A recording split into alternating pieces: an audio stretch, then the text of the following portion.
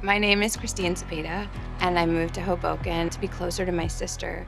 And her husband was actually going to Hoboken Grace, and he was new into his faith, and he suggested that I go. Walking into Hoboken Grace, I didn't know what to expect, and so I was really nervous. I'd only been to Catholic church in Spanish, so none of the words made any sense to me. I didn't know what church people were like. They were like donuts, and everyone was greeting me and was super friendly.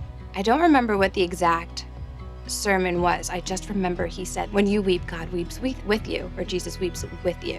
There was like an aha moment where I realized that God isn't indifferent to us, and that's what I thought. And it changed me because I realized that he'd been with me this whole time.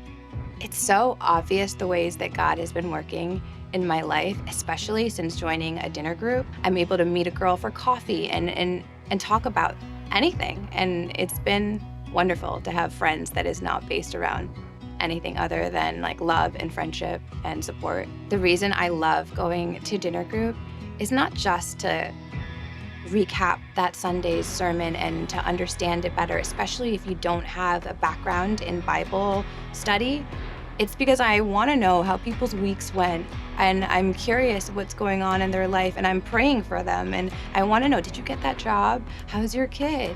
The lead up to the decision to get baptized was really in my dinner group, listening to other girls talk about their baptism stories, especially my group leader, Megan, how she felt she was reborn that day, and that person who she used to be doesn't exist, and you don't have to be sad or broken. You don't have to bring that into the next phase of your life. The day I got baptized was one of the best days of my life. I remember I brought all my friends and my dinner group was there, and they came up and everyone was holding my hands. When I came out of the water, my mom was crying, and she said to me, I see such a difference in you, and I see you changing, and this moment for you, I know that you're gonna be okay. And that was my mom's first time coming to Hoboken Grace. And she hadn't really been in her faith in many years, and she said to me that it changed her, and now we go to church together every Sunday, and it's like helped our relationship so much. After being baptized, I really leaned into joining other groups and serving. On the day of my baptism, Chris was like, if you want to be more like Jesus, you have to serve. That was the day that I decided I'm going to find out about Vibe. And it's so nice to be around kids again and listen to their day and be an example.